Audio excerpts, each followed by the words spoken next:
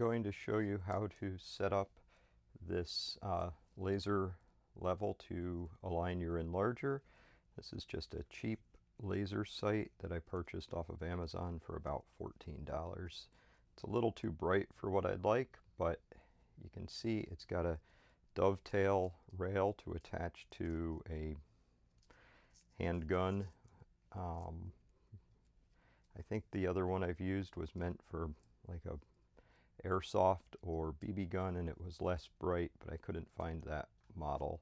So you can see here we've got a dovetail rail built into this 3D thing, perpendicular to the base. It's really very simple. The trick is that you attach this, and I've loosened it too much, but it will slide on, and get it, roughly down there so you can reach the switch. You can put it up at the top. It just gets more top heavy. So I kind of base it here and line it up like that. Take the Allen wrench if you get the right size. It came with two. There's this larger one for the rail. And just tighten it. It doesn't have to be super tight. We're going to then turn this on. I've already taken my enlarger and loosened things up so our baseboard can float around, and this lens stage is off center, and I've got the head tilted a few degrees out, so we can just fix that with this. But the first thing you're going to need to do is get the beam entirely perpendicular to the base. And if you can see, we've got an Allen screw here that adjusts one axis, and over here we have another one that adjusts another axis. So that adjusts how the beam comes up and left and right, back and forth, depending on how you have it oriented. And we just need the smaller Allen wrench. And so the first thing we need to do is ensure that the beam is coming back, and so we're going to use a mirror to reflect the beam back. And I'm going to take my lens off, just put it over out of the way here, put the cap back on there, and that gives me a hole through the lens stage up into the negative stage. And we will take our negative carrier out, which has glass in it. So I'm just going to take this small piece of mirror, put it in the center, and carefully slide this back in so it doesn't shift. You can do this, you really just need the mirror laying flat on your negative stage for like an omega. And turn on the laser and aim it up into the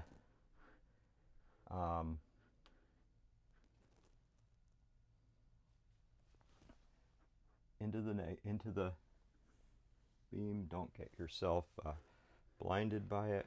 I'm not seeing it partially. Maybe this is too far out. Nope, I'm just not in there. And here, just not aimed at the center of the mirror. I don't like to look and potentially blind myself. But you can see we are significantly off. Now you can tell this if the beam returns to the same spot as you rotate it. We are perpendicular, but you can see it's tracing a circle over here. So when we are here, we're close to the returning back to the same spot, but this is not aligned and this is not aligned. So I don't expect the beam, we're not trying to get the beam to return back to the center, to the origin point. We just want it to make a very, very small circle as we rotate the beam, or the base. And so what we can do is, in this case, the beam, it's going this way. So what I can do is just take this Allen wrench, put it in this hole, and adjust my beam so it goes back to approximately halfway where it was. So now you can see we're making a smaller circle, and we're going to go here, and it probably was more of an ellipse, so I wasn't watching it. But we've got a point here and a point here. So I want to aim it for about here. Now I can actually see where I'm putting my Allen wrench, having it facing this way. So that's a nice trick. I should put my reading glasses on and I could actually see better. But we can just adjust this and we're going to get it roughly to that halfway point. So we've just made two very gross adjustments and our beam is returning back to approximately the same spot. So it would be nice if we didn't, there's a little slop this way. You can put a guide block on either side. I did that at first, but it's not really necessary. So the first thing we're going to do is bring this with our enlarger back over, and I'm just going to tilt the head, and that lines up with just about where I've got it set for 0. And now I've got the beam a little bit, the return spot there. Now the other thing is, so I'm returning my baseboard back to where it was, and I haven't adjusted the stops. So if I push this tight, we're now pretty close to where it was aligned before. And if I rotate this, we can see we're hitting, so here the return spot is right on the flat part of the black there, and it's hitting back over here. So I need to move this way a little and this way, so front and left. And I will just take this and move it, and if I go too far, I'm going the wrong way here, I can just tweak it back and get it, so now it's hitting there, which I think is a little too much. And if I go here, I'll bring it back there, and let's just see, it's really not a problem if you go the other way. So now I've got my beam returning right to the center spot, and if I do this, it's still scribing a circle.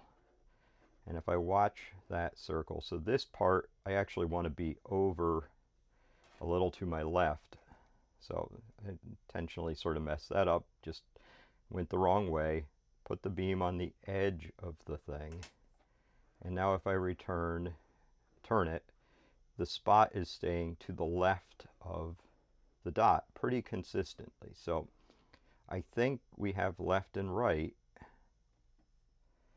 correct. Now I just need to do front and back, and so if I look, it's to the left, but in this case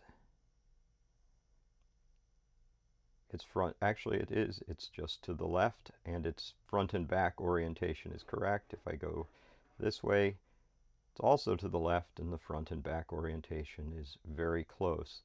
So I'm a little tiny bit in front, turn it around this way, and I'm dead on. So what I want to do is move it back about halfway, and you can see just pushing this around and pushing on my easel, the beam is moving. Well, I hope you can see that. So we'll move this back just a tiny bit, and we are returning very close to just the left of this. So that tells me that my baseboard is oriented perpendicular to the mirror in the front and back orientation, and it's left and right. This Durst basically can adjust the baseboard tilt front and back, and it adjusts the lens and negative stages with a rotation around this axis for the lens and this a beam that goes through. So I'm just going to bring this over just a tiny bit, and now my dot is returning right back. I'm sure you can't see this on the camera, but if I rotate this, it's only off by about possibly a millimeter as I go. So I'm pretty happy with this. So now I know the mirror, which is in my lens or my negative stage, right on the glass I'm using, is perpendicular to the baseboard I'm going to be printing on. The dot does not change as I rotate this, so I'm confident that within a very small fraction of a degree, this is perpendicular to the baseboard, and this is perpendicular to the baseboard as well, because the mirror shift will mean the beam will trace a circle, as I showed at the beginning. If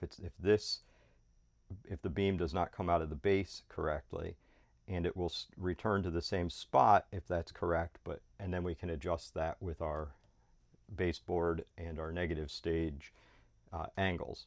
So when both are converged and it's coming back in, when you spin it, I do a check just to make sure everything has stayed from the last time I use it, but it never moves after this initial adjustment. Just spin it. If it stays very close to that, it's good. And the next thing is we need to get our lens, which is not in here yet, also parallel to the baseboard and the negative stage in the baseboard. So what I'm going to do is take the mirror off of here. Well, I'm sure I'm leaving some fingerprints on my glass, but they're always needing to be cleaned. And I'm going to put my lens back in, push that out of the way so I don't reflect the laser into my eye. Try not to take these off with this turret too much. I hate replacing them. I'm always afraid I'm going to drop the lens.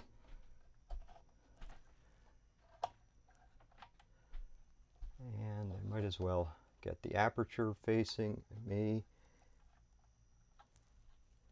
Tighten this up, check it. Okay, we're good. I think we won't see it dropping down. Put some reading glasses on. We've got our 2 tabs. I don't like these Durst rings. I'm always nervous. And we'll now take this and put it back and hold this small piece of mirror up. And you can see the dot is here. So we are out of alignment. So I can just tilt this back, and it snapped right to there, which is a tiny bit to the right and a tiny bit back.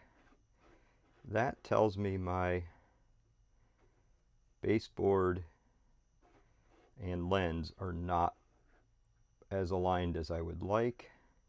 So the problem with this is there's a detent, and there's also some potential machining slop with the lens housing. So because I'm holding the mirror against this ring, if I hold the mirror up and just lightly touch it, I need to tilt it just the tiniest bit, and we'll overcome that detent.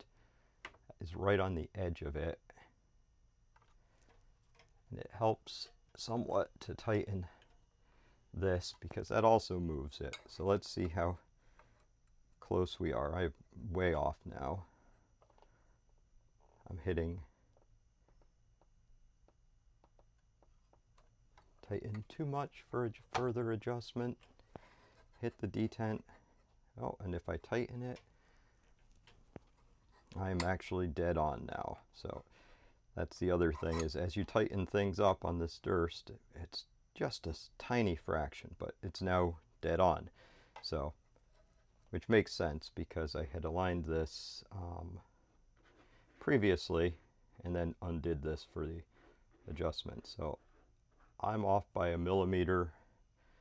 We're maybe 20 inches from here, so 40 inches, a millimeter over 40 inches. We could do the math for the angle, but I'm happy with that. I've never been able to see that level printing at f8, which is what my normal aperture. Depth of field more than covers it. It's probably the thickness of the paper or something small. should do the math. So there you have it. The three planes that should be parallel to each other are parallel, and our laser alignment device has been adjusted so it's perpendicular here, and we can use it for all of those.